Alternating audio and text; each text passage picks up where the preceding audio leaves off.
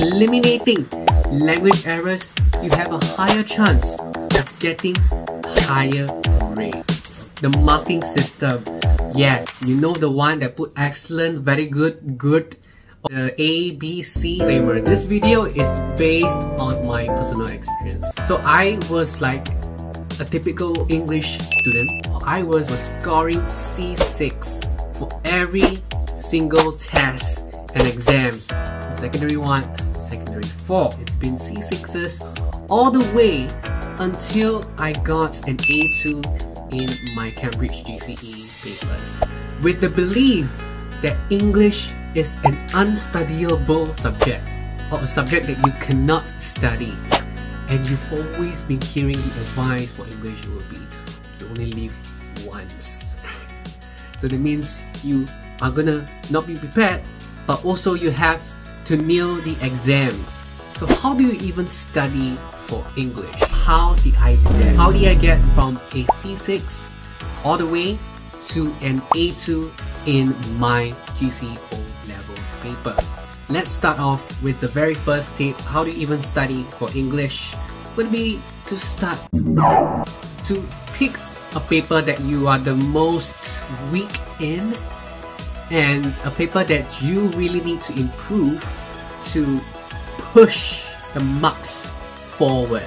And how are you going to do that is to start practicing on your own time, which comes to the second point, to practice. Start practicing. So do the papers at your own time and do the papers that you can actually do right now. For example, your comprehension papers and your composition papers, situational writing. Alright?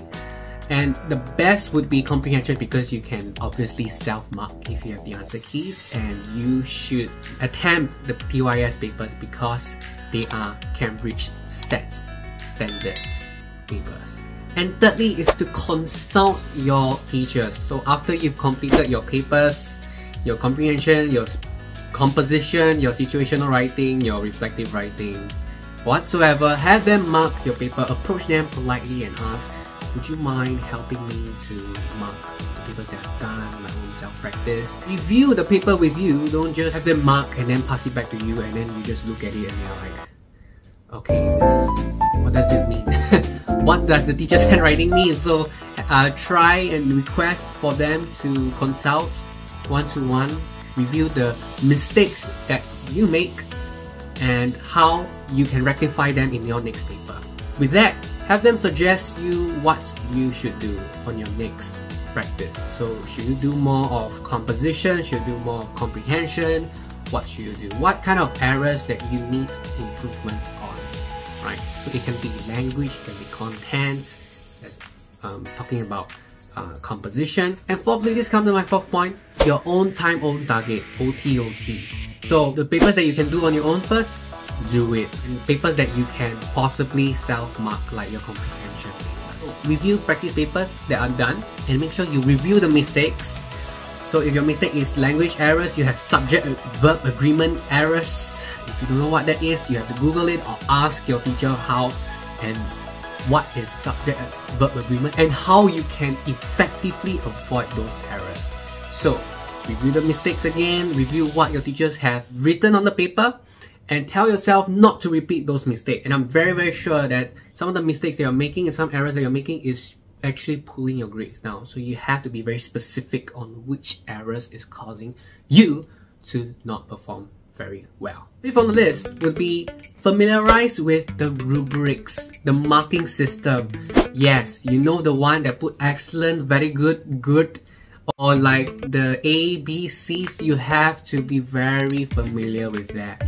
So you have to be very familiar with what they are looking for. For example, oral, they are looking maybe for the flow of content, the variety of your tone when you speak, the reading aloud. So you have to be very, very specific on what they are looking out for and try to improve on that.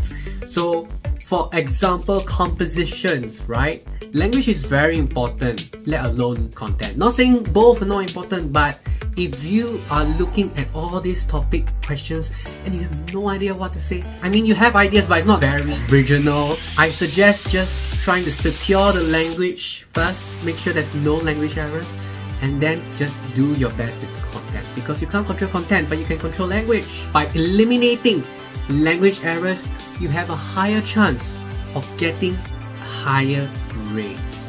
What you can control is what you need to secure. Next on the list will be do not overthink. This is something that I have no idea until my teacher was like, why is all this access denied? Because I wasn't really answering with the techniques taught by the teacher, but I was just answering it on my own. It's not that I was trying to avoid anything, I just didn't know. So when she was telling me that you just have to look for specific words, good enough, do not add anything else, because that will just overcomplicate your answers and the questions. So try to follow the answering techniques that your teacher has taught you. So how to unpack the meaning of the phrases, like those effective messages questions.